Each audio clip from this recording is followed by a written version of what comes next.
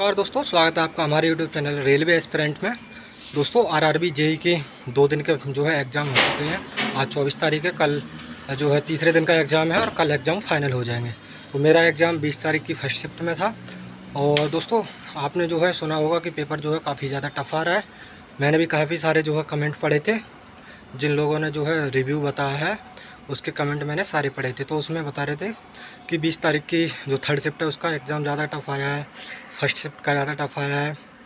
तो ऐसा नहीं है दोस्तों कि एग्ज़ाम ज़्यादा टफ आया है।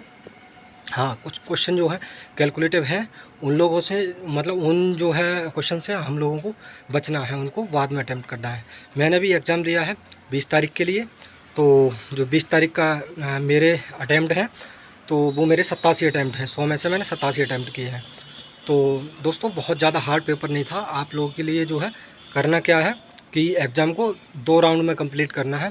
पहले 1 से 100 तक पहुंच जाना है, उसके बाद दूसरे बार में जो है 1 से 100 तक दोबारा जाना है। यानी जो क्वेश्चन आप छोड़ देंगे, जो मार्क एज रिव्यू कर देंगे, उनके लिए जो बाद में जो है आपके लिए सॉल्व करना है। तो मैंने जो है बाद में मतलब पहले मैं 100 तक गया था, 1 से 100 तक। उसमें जो है मैंने उसमें किए थे 75 क्वेश्चन अटैम्प्ट, 75 क्वेश्चन अटैम्प्ट किए और बाकी मैंने 15 क्वेश्चन मार्क एज रिव्यू कर दिए थे। तो उसमें जो थे मैंने उसके बाद 12 क्वेश्चन और उसमें किए दूसरे राउंड में। तो पहले जो क्वेश्चन नहीं बन रहे थे वो भी क्वेश्चन जो है मुझसे बन गए काफ़ी। आपको क्या करना है कि रीजनिंग में अगर आपका जो है सीटिंग अरेंजमेंट का अगर आपके लिए क्वेश्चन दिखे या फिर रैंकिंग का क्वेश्चन दिखे, यानी मतलब 7 बॉक्स हैं, इसके ऊपर ये रखा गया, इसके ऊपर ये रखा गया, या फिर ऐसा हो कि मतलब सोमवार से शुरू होकर रविवार तक कोई सप्ताह है, उसमें इन के एग्ज़ाम होने हैं, तो किसका एग्ज़ाम किस में ये होगा ये पूछता है क्वेश्चन। तो उसको जो है टाइम टेकिंग क्वेश्चन होता है, तो आपके लिए बाद में अटैम्प्ट करना है। तो मैंने भी ऐसा ही किया था। मेरे शिफ्ट में 2 क्वेश्चन आए थे, मैंने 1 क्वेश्चन तो पहले ही अटैम्प्ट कर लिया था उसके लिए, और बाद में जो है मैंने 1 क्वेश्चन छोड़ दिया था और मैंने बाद में किया था उसको। तो जो है दोस्तों, और आपके लिए ब्लड रिलेशन के क्वेश्चन बाद में करने हैं, क्योंकि आप उसमें फंस जाओगे। उसके बाद जो क्वेश्चन आते हैं कि मतलब इतने प्रतीक हैं, उस अक्षरों को हटा दिया जाता है, तो प्रतीक बाएं से कितने नंबर पे कौन सा प्रतीक आएगा, 5वें नंबर पे कितना प्रतीक आएगा, या फिर मतलब पहले सम है बाद में विषम है, ऐसी कितनी संख्याएं हैं। ऐसे क्वेश्चन जो आते हैं वो मतलब थोड़ा उसमें कुछ नहीं, केवल काउंट करना होता है और टाइम की वजह से वो क्वेश्चन आपके छूट सकते हैं। इसलिए जो है आपके लिए पहले फर्स्ट राउंड में 1 से 100 तक जाना है, उसके बाद दूसरे राउंड में जो आपने मार्क एज रिव्यू किए हैं उनको सॉल्व करना है। और दोस्तों एग्ज़ाम ख़त्म होने के बाद क्या होता है कि एकदम से आपको एग्ज़ाम करने के लिए जो है वो जो इन्विजिलेटर होते हैं वो कहते हैं कि एग्जिट एग्ज़ाम करें सभी बच्चे, और जल्दी जल्दी में आप जो है उसको एग्जिट एग्ज़ाम कर देते हो और ये पता नहीं लगता कि कितने क्वेश्चन हम लोगों ने सॉल्व किए हैं। तो आपको क्या करना है, जैसे ही आपकी टाइम ख़त्म होगा अपने आप जो है एग्ज़ाम सबमिट हो जाएगा। उसके बाद आपको एग्जिट एग्ज़ाम नहीं करना है, क्योंकि उसमें जो है सब दिखाएगा तुरंत ही।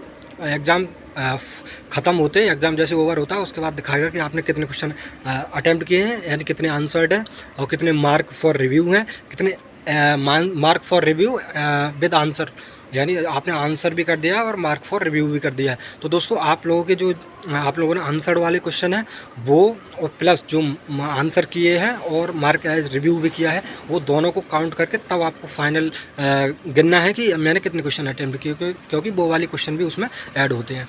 तो क्या करते हैं कुछ बच्चे जो है वो देखते हैं कि इतने आंसर हैं बस, बाकी जो टिक किए थे आंसर करने के बाद भी मार्क फॉर रिव्यू किया था और उनको काउंट नहीं करते। तो उनको वहाँ बहुत ज़्यादा हड़बड़ी रहती है कि मतलब मेरे बहुत कम अटैम्प्ट रह गए, इतने अटैम्प्ट रह गए।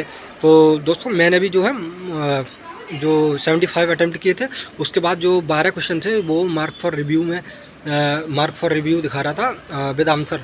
तो मैंने इस तरीके से वो प्लस वो काउंट करके टोटल 87 क्वेश्चन अटैम्प्ट किए हैं।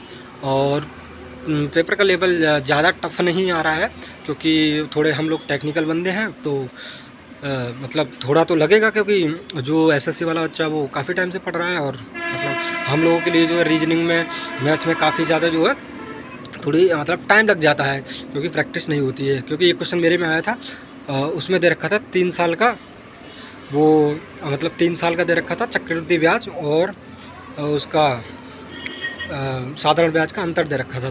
तो एक बच्चा था, उसने जो फॉर्मूले से सॉल्व किया वो काफ़ी लेंदी आया और उसमें कहीं उसकी मिस्टेक हो गई, वो आंसर ही नहीं आया उसका। जबकि मैंने कैसे किया था, मैंने जो 20% का उसका सक्सेसिव दे रखा था, मतलब 20% का दे रखा था, मैंने सक्सेसिव मेथड से उसका वो निकाल लिया। तो उसको निकालने वाला आया वो 72.8 आया था, 72.8। और उसने दे रखा था उसको 256 दे रखा था।